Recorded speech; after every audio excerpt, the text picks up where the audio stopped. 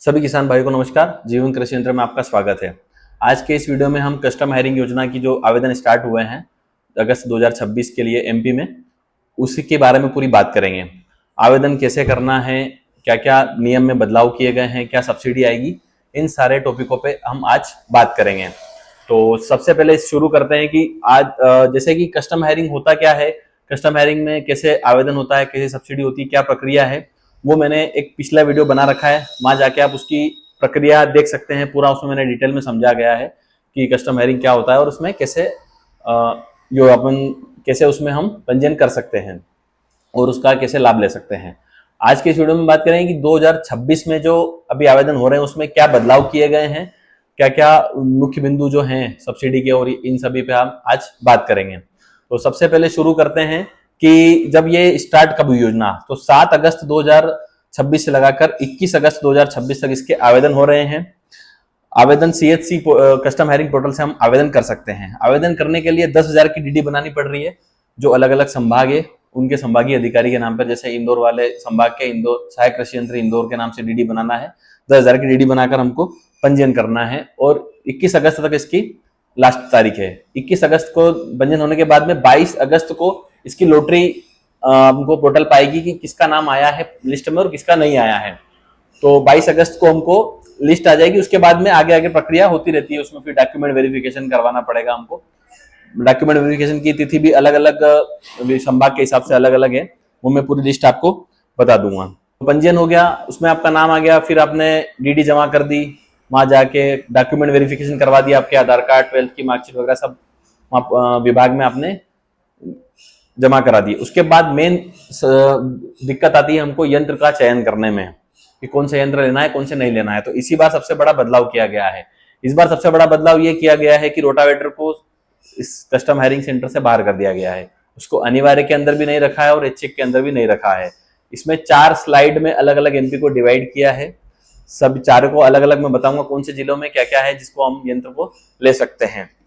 तो सबसे पहले हम बात करें कि जो सबसे पहला है, मतलब आज इस बार कस्टम हायरिंग सेंटर में सरकार ने नरवाई प्रबंधन पर ज्यादा फोकस किया है कि जो नरवाई न जलाने पड़े वो यंत्र हमको लगभग सभी जिलों में देखने को मिलेंगे, जैसे शेडर मल्चर हो गया, इस तरीके से। तो सबसे पहले हम बात करें कि श्योपुर, ग्वालियर, दतिया, रायसेन, अशोकनगर, भिंड, शिवपुरी, सीहोर, मेहर, गुना, पन्ना, दमोह, जबलपुर, नर्मदापुरम, सिवनी, सतना, कटनी, नरसिंहपुर, रीवा, विदिशा, इन जिलों के किसान भाइयों को ट्रैक्टर तो अनिवार्य सभी में है। ट्रैक्टर को छोड़कर मल्चर, श्रेडर, रिपर अथवा रिपर कंबाइंडर, ये हो गया दूसरे नंबर पे। इन तीनों चारों में से एक लेना है, श्रेडर, मल्चर, रिपर अथवा रिपर कंबाइंडर। तीसरे नंबर पर स्ट्रो रिपर और मल्टीक्रॉप थ्रेशर। स्टार रिपर जो भूसा बनाने वाला आता है और थ्रेशर धान निकालने का। चौथे नंबर पर है हैप्पी सीडर, सुपर सीडर और स्मार्ट सीडर। ये नरवाई खेत में पड़ी रहती है और सीधे बुआई करने के काम आती है, हैप्पी सीडर, सुपर सीडर और स्मार्ट सीडर। और पांचवें नंबर पर है रिवर्सिबल प्लाव। तो रिवर्सिबल प्लाव और ट्रैक्टर आप देखेंगे कि सभी में लगभग अनिवार्य है ही। दूसरी श्रेणी में हम बात करें जो जिलों के नाम है उसमें है बालाघाट, सिवनी, जबलपुर, नर्मदापुरम, सतना, विदिशा, मंडला, रीवा, शहडोल, कटनी, उमरिया, मेहर, रायसेन, सीधी, अनूपपुर, दमोह, डिंडोरी, पन्ना, दतिया, श्योपुर और ग्वालियर। इनमें ट्रैक्टर हो गया। दूसरे नंबर पे है राइस ट्रांसप्लांटर और जीरो ट्रिल सीड कम फर्टिलाइजर। इन दोनों में से आप एक ले सकते हैं दूसरे नंबर पे। तीसरा जो अनिवार्य यंत्र है लेजर लैंड लेवलर और मल्टीक्रॉप थ्रेशर और धान थ्रेशर। चौथे नंबर पर है रीपर अथवा रीपर कम बाइंडर और पांचवें नंबर पर है रिवर्सिबल प्लाव।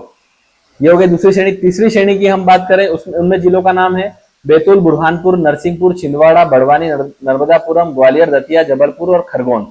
इसमें ट्रैक्टर हो गया। उसके बाद श्रेडर, मल्चर, रेटून मैनेजर और स्टोर रिपर, ये तीन में से एक लेना है। तीसरे नंबर पर है लेजर लैंड लेवलर अथवा मल्टीक्रॉप थ्रेशर।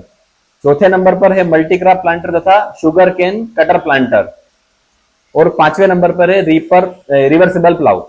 ये हो गई हमारी तीसरी श्रेणी। चौथी श्रेणी की हम बात करें उसमें जिलों के नाम है आगरमालवा, अलीराजपुर, अनूपपुर, बड़वानी, भोपाल, छतरपुर, छिंदवाड़ा, दतिया, देवास, डिंडोरी, हरदा, झाबुआ, इंदौर, खंडवा, खरगोन, मंदसौर, मऊगंज, मुरैना, नीमच, निवाड़ी, परडूना, राजगढ़, रतलाम, सागर, शाजापुर, सीधी, सिंगरौली, टीकमगढ़। इन जिलों की बात करें तो इसमें ट्रैक्टर अनिवार्य हो गया। मल्चर, श्रेडर और स्टार रिपर दूसरे नंबर पे, इन तीनों में से एक लेना है। उसके बाद मक्का थ्रेशर, लेजर लैंड लेवलर और मल्टीक्रॉप थ्रेशर, इन तीनों में से एक लेना है। चौथे नंबर पर है BBF planter, raised bed planter और मल्टीक्रॉप प्लांटर या न्यूमेटिक प्लांटर। इन चारों में से एक प्लांटर हम ले सकते हैं। और पांचवें नंबर पर है रिवर्सिबल प्लाउ। तो इस तरीके से 4 श्रेणी में डिवाइड किया गया है। अगर कोई किसी किसान भाई का जिला इन चारों में से भी होता है कि मतलब 1 नंबर श्रेणी में भी नाम है, दूसरे नंबर पे भी श्रेणी में नाम है, तो वो अपने इच्छा अनुसार एक का चयन करके उन 5 यंत्रों को खरीद सकता है। इसमें साथ में बड़ा बदलाव ये किया गया है कि जो 1 लाख से बड़ा यंत्र है उसमें एक एआई, एक जीपीएस सिस्टम आता है। वो किट इंस्टॉल करना अनिवार्य है उस यंत्र के अंदर। ये भारत सरकार का नियम आया है, वो उस यंत्र के बिना सब्सिडी नहीं होगी, वो किट हमको इंस्टॉल करनी पड़ेगी। और उसके साथ हम बात करें जो ऐच्छिक यंत्र, मतलब 5 तो अनिवार्य हो ही गए, उसके अलावा हम ऐच्छिक की अगर बात करें कि इसके अलावा हमको 4-5 यंत्र और बढ़ाने हैं, उनकी लिस्ट में आपको बताता हूं। उसमें है happy seeder, super seeder, raised bed planter, zero till seed drill, vegetable planter, potato planter, sugar cane cutter planter, multicrop planter, tractor mounted reaper, cotton picker, tractor mounted sprayer, power sprayer, aero blast sprayer, laser land leveller, straw reaper, seed grader, power tiller, self propelled reaper, reaper cum binder, rice transplanter, power weeder, banana fibre extractor, axial flow paddy thresher, जो paddy thresher आती है, straw loader, भूसा भरने वाला पंखा, rotary plough, dozing attachment, cleaner cum grader, धान साफ करने की मशीन हो गई, राइस मिल, दाल मिल, ऑयल मिल और मिलेट मिल और ग्राइडर। ये 32 तरह के यंत्र है जो हम उन 5 के अलावा किसी में भी 3 या 4 यंत्र अपने 25 लाख तक की सीमा में क्रय कर सकते हैं। और रही बात सब्सिडी की, तो पुराने वाले वीडियो में मैंने आपको अच्छे तरीके से बता दिया था कि किस यंत्र पे सब्सिडी किस प्रकार है। मतलब कि इसमें पूरी सब्सिडी 40% नहीं मिलती है। अब कस्टम हायरिंग में यंत्र वाइज सब्सिडी कर दी गई है कि अगर ट्रैक्टर की बात करूं मैं, अगर तो आप अगर 40 HP से छोटा ट्रैक्टर लेते हैं तो उसमें आपको 3 लाख की सब्सिडी बनेगी। अगर उससे बड़ा लेते हैं तो 3.5 लाख की सब्सिडी बनेगी। और अगर 4x4 लेते हैं तो उसमें 4 लाख की सब्सिडी आएगी, जिसका मूल्य 10 लाख से ऊपर होना चाहिए। तो इस तरीके से सब्सिडी कस्टम हायरिंग पे मिलेगी।